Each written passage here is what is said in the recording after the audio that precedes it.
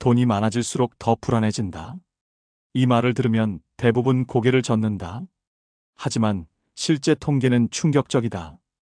연수입 10억이 넘는 사람 중 70%가 돈에 대한 불안감을 호소한다. 부자들도 밤잠을 설치며 걱정한다. 복권 1등 당첨자 중 60%가 5년 안에 파산한다는 사실 또한 놀랍다. 그렇다면 답은 무엇인가? 돈을 많이 벌어도 불안하고 돈이 없어도 불안하다면 도대체 어떻게 살아야 할까? 법정 스님이 남기신 3가지 가르침에 그 답이 있다. 스님은 이렇게 말씀하셨다. 돈의 노예가 되지 말고 돈의 주인이 되어라. 이 가르침들을 제대로 이해하면 돈 때문에 밤잠을 설치는 일은 없을 것이다. 아침 7시 알람이 울린다. 김 과장은 몸이 천근만근이다. 어젯밤에도 새벽 2시까지 야근했다. 회사에서 나오는 길에 편의점 도시락으로 저녁을 때웠다. 집에 와서는 아이들 얼굴도 제대로 못 본 채 잠들었다. 멈출 수 없다. 대출금리는 올라가고 아이들 학원비는 매달 100만 원씩 나간다. 그만두면 생활이 안 된다. 이것이 바로 돈의 노예가 된 모습이다. 돈을 벌기 위해 모든 것을 포기한다. 건강, 가족, 취미, 꿈, 심지어 자존감까지 팔아가며 돈을 쫓는다. 부자들도 마찬가지다. 삼성동에 살고 있는 박 사장은 사업이 잘 되어 한 달에 수천만 원을 번다. 하지만 그 역시 불안하다. 경쟁사 걱정, 경기 침체 걱정, 직원들 월급 걱정이 끊이지 않는다. 더 큰 집으로 이사했지만 관리비가 부담스럽다. 좋은 차를 샀지만 보험료와 유지비가 만만치 않다. 가진 게 많아질수록 지켜야 할 것도 잃을 수도 있는 것도 많아진다. 이런 사람들의 공통점이 있다. 돈에 끌려다닌다는 것이다. 돈이 시키는 대로 산다. 돈의 눈치를 보며 살아간다. 법정 스님은 이렇게 말씀하셨다. 물질이 많다고 해서 마음이 풍족해지는 것은 아니다.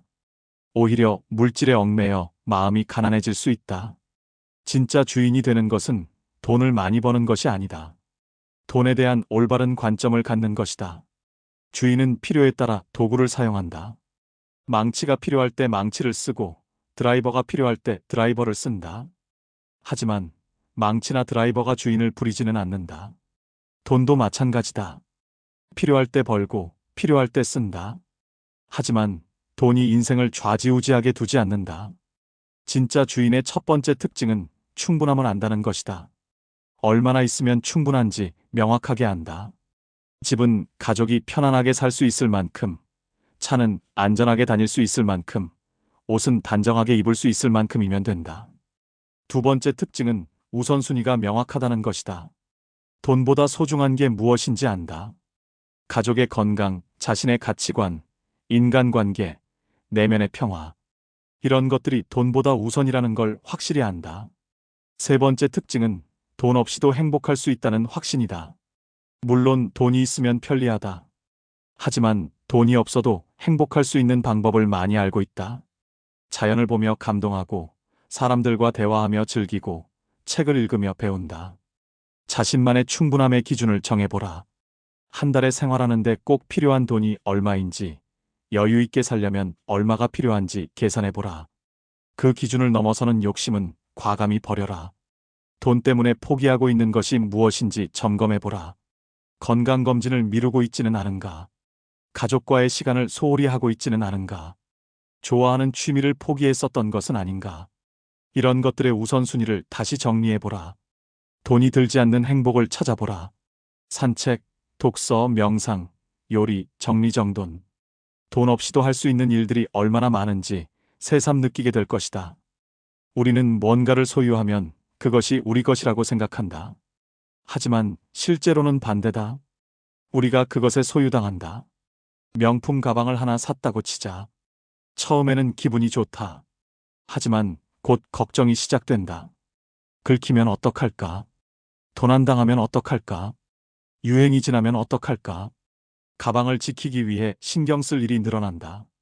집을 샀을 때도 마찬가지다. 집값이 오르면 기분이 좋고 내리면 우울하다. 매일 부동산 뉴스를 확인하고 주변 시세를 알아본다. 집주인이 되었지만 실제로는 집 때문에 스트레스 받는 삶이 된다. 법정 스님은 이렇게 말씀하셨다. 가난하되 마음이 맑으면 그것이야말로 참된 부유함이다. 많이 가지되 마음이 탐욕으로 가득하면 그것은 진정한 가난이다. 맑은 가난이란 물질적으로는 적게 가지되 정신적으로는 풍요로운 상태를 말한다. 욕심이 적으니 만족이 크고 소유가 적으니 자유롭다. 세상에는 두 종류의 부자가 있다.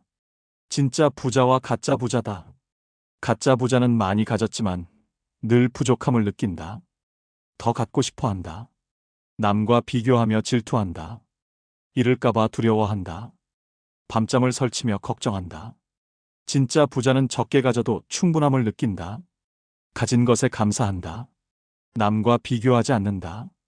잃어도 담담하다. 마음이 평화롭다. 부자 할아버지가 있었다.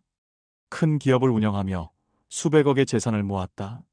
하지만 노년에 이르러 깨달았다. 평생 쫓아온 것들이 허상이었음을. 결국 그는 재산을 모두 사회에 기부하고 작은 시골집에서 소박하게 살았다. 그때서야 비로소 진정한 부자가 되었다고 고백했다. 왜 우리는 끊임없이 더 가지려고 할까? 그 뿌리에는 불안이 있다. 가지지 않으면 불안하다. 남들보다 못 가지면 초라하다고 생각한다. 하지만 이 불안의 뿌리를 깊이 들여다보면 헛된 것임을 알 수 있다. 우리가 진짜 필요한 것은 그리 많지 않다. 따뜻한 잠자리, 건강한 음식, 사랑하는 사람들과의 시간. 이 정도면 충분하다. 첫째, 소유물을 줄여보라. 1년 동안 사용하지 않은 것들을 정리해보라. 옷장, 서재, 창고를 뒤져보면 쓸모없는 것들이 얼마나 많은지 놀라게 될 것이다. 이런 것들을 정리하면 마음도 함께 가벼워진다. 둘째, 새로운 것을 사기 전에 잠깐 멈춰보라. 정말 필요한 것인가? 이미 가지고 있는 것으로 대체할 수는 없는가? 충동 구매를 줄이면 지출도 줄고 후회도 줄어든다. 셋째, 비교하는 습관을 버려보라. 남의 것을 부러워하지 말고 내가 가진 것에 감사해보라. 감사하는 마음이 생기면 부족함보다는 충족감이 커진다. 소유가 적으면 자유롭다. 이사할 때도 짐이 적어 편하다. 여행 갈 때도 가볍다. 걱정할 것도 적다. 법정 스님은 이렇게 말씀하셨다. 무소유의 삶은 자유로운 삶이다. 얽매임이 없으니 어디든 갈 수 있고 무엇이든 할 수 있다. 젊은 시절 배낭여행을 했던 기억을 떠올려보라. 배낭 하나에 필요한 것만 넣고 떠났던 그 여행이 얼마나 자유로웠는가. 그때의 그 가벼움, 그 자유로움이 바로 맑은 가난의 맛이다. 돈은 혼자 가지고 있을 때보다 나누어 줄 때 더 큰 의미를 갖는다. 베푸는 행위는 단순히 돈을 잃는 것이 아니라 마음을 채우는 일이다. 어려운 이웃을 도울 때, 좋은 일에 보탬이 될 때 우리는 돈의 진정한 가치를 발견하게 된다. 돈이 단순한 숫자가 아니라 사랑의 표현이 되고 연결의 매개체가 된다. 법정 스님은 이렇게 말씀하셨다. 자비로운 마음으로 베풀 때 그 순간 베푸는 사람이 진정한 부자가 된다. 나누어 줄 수 있다는 것 자체가 축복이다. 스님은 평생 청빈한 삶을 사셨지만 누구보다 많이 베푸셨다. 물질로는 적게 가지셨지만 마음으로는 많이 나누셨다. 따뜻한 말 한마디, 격려의 미소, 지혜로운 가르침, 이 모든 것이 나눔이었다. 또한 나눔은 돈의 순환을 만든다. 막혀있던 에너지가 흘러가면서 더 큰 풍요가 돌아온다. 이것은 미신이 아니라 삶의 법칙이다. 베풀면 받게 되고 나누면 채워진다. 한 중소기업 사장이 있었다. 사업이 어려울 때도 직원들 월급만큼은 꼬박꼬박 주었다. 자신은 굶어도 직원들은 굶기지 않았다. 어려운 직원이 있으면 개인적으로도 도왔다. 처음에는 주변에서 바보 같다고 했다. 하지만 시간이 지나자 직원들의 충성도가 높아졌다. 회사에 대한 애정이 깊어졌다. 결국 그 회사는 업계에서 가장 성공한 기업 중 하나가 되었다. 거창한 기부를 할 필요는 없다. 작은 것부터 시작하면 된다. 주변에 힘든 사람에게 따뜻한 식사 한 끼, 어려운 학생에게 작은 장학금, 길거리에서 만난 노숙자에게 따뜻한 커피 한 잔. 이런 작은 나눔들이 모여서 큰 기적을 만든다. 받는 사람도 감동받지만 주는 사람의 마음도 따뜻해진다. 돈으로 행복을 살 수는 없지만 돈으로 누군가를 행복하게 만들 수는 있다. 베풀어 본 사람은 안다. 나눔의 기쁨이 받는 기쁨보다 훨씬 크다는 것을. 누군가의 얼굴에 환한 미소가 피어날 때 그 순간의 기쁨은 돈으로 살 수 없는 소중한 것이다. 한 할머니는 매달 용돈에서 10만 원씩을 모아 어려운 이웃을 도왔다. 많은 금액은 아니었지만 그 마음만큼은 진실했다. 할머니는 나중에 이렇게 말씀하셨다. 내가 준 돈보다 받은 기쁨이 훨씬 컸다. 첫째, 정기적으로 나누어 보라. 한 달에 한 번이라도 좋은 일에 조금씩 기부해 보라. 금액은 부담되지 않을 선에서 지속적으로 하는 것이 중요하다. 둘째, 주변부터 시작해 보라. 멀리 있는 사람보다는 가까이 있는 사람부터. 동네의 어려운 이웃, 학교의 후배, 직장의 힘든 동료. 작은 관심과 도움이면 충분하다. 셋째, 돈이 아닌 것도 나누어 보라. 시간, 재능, 경험, 지혜. 이런 것들도 소중한 나눔이다. 때로는 돈보다 더 값진 선물이 될 수 있다. 법정 스님은 이렇게 말씀하셨다. 진정한 나눔은 가진 것을 주는 것이 아니라 없는 것도 나누려는 마음이다. 이 세 가지 가르침을 마음에 새기면 우리는 돈과 새로운 관계를 맺을 수 있다. 돈의 주인이 되어 자유롭게 살고 맑은 마음으로 소박하게 살며 나눔으로 의미를 찾는 삶. 그때 비로소 밤마다 우리를 괴롭히던 돈 걱정이 사라진다. 통장 잔고에 일희일비하지 않게 된다. 마음의 진정한 평화가 찾아온다. 법정 스님의 가르침은 극단적인 금욕을 권하는 것이 아니다. 돈을 악으로 보거나 무조건 가난하게 살라는 것도 아니다. 돈과 건전한 관계를 맺으라는 것이다. 필요한 만큼은 벌되 탐욕에 빠지지는 마라. 적게 가져도 만족하되 필요한 투자는 아끼지 마라. 나누되 자신을 희생하지는 마라. 이런 균형 잡힌 삶이 바로 지혜로운 삶이다. 돈은 인생의 전부가 아니다. 돈은 우리가 더 나은 사람이 되고 더 의미 있는 삶을 살기 위한 도구일 뿐이다. 이 도구를 지혜롭게 사용할 때 우리는 물질의 풍요를 넘어 정신적 풍요까지 얻을 수 있다. 법정 스님은 이렇게 말씀하셨다. 진정한 부는 많이 가진 것에 있지 않고 적게 원하는 것에 있다. 마음이 평안하면 그것이 바로 천국이다.